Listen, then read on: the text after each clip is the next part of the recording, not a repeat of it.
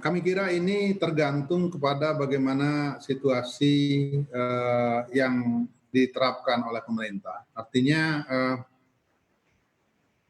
kondisi saat ini memang kita bisa katakan hampir sebagian kecil emiten ya, sebagian kecil emiten mungkin mengalami sedikit kesulitan, terutama yang berada di beberapa sektor yang sangat terpuruk saat ini, seperti pariwisata maupun transportasi.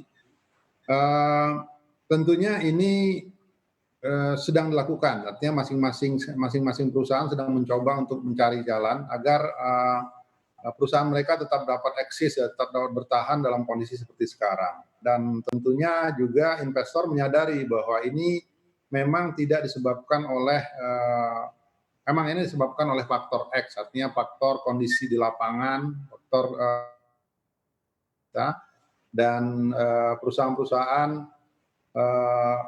yang terkait langsung, misalnya sektor pariwisata, tentunya cash flow-nya sangat terganggu saat ini, dan tentunya ada upaya untuk melakukan negosiasi dengan kreditur dalam hal ini untuk memperpanjang kewajiban mereka. Seperti apa situasinya saat ini Pak Samsul? Maksud kami apakah sudah banyak modal yang mulai tergerus oleh perusahaan-perusahaan tersebut, dan kalau dilihat dari kondisi saat ini, kira-kira seperti apa ketahanan arus kas 50 emiten ini? Angka pastinya tentunya kita hanya tidak berdasarkan pada laporan yang kami terima, artinya ini memperkirakan saja sekitar 50 ya. Tapi kalau kita lihat misalnya laporan keuangan emiten, artinya kan laporan keuangan terakhir yang ada ini Desember 2019 dan kuartal pertama 2020.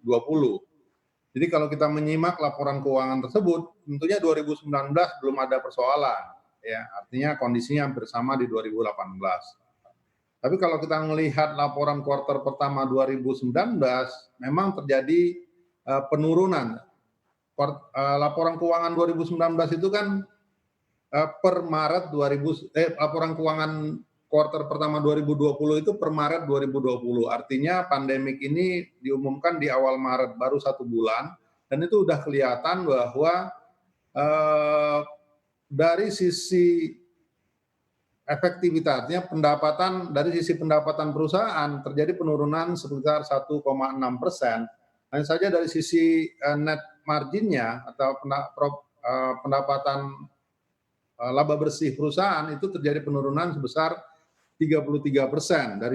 Itu baru dari sekitar 150 perusahaan yang menyampaikan laporan kuartal pertama 2020. Jadi bayangan kami sebenarnya kondisinya cukup berat ya, artinya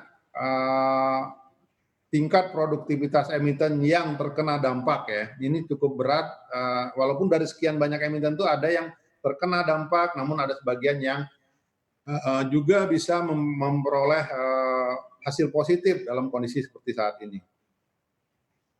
33% dari laba bersih begitu ya, kurangnya bila dibandingkan Ya, itu dengan baru tahun sebelumnya. dari sekitar 150 emiten yang sudah menyampaikan laporan keuangan kuartal pertama 2020.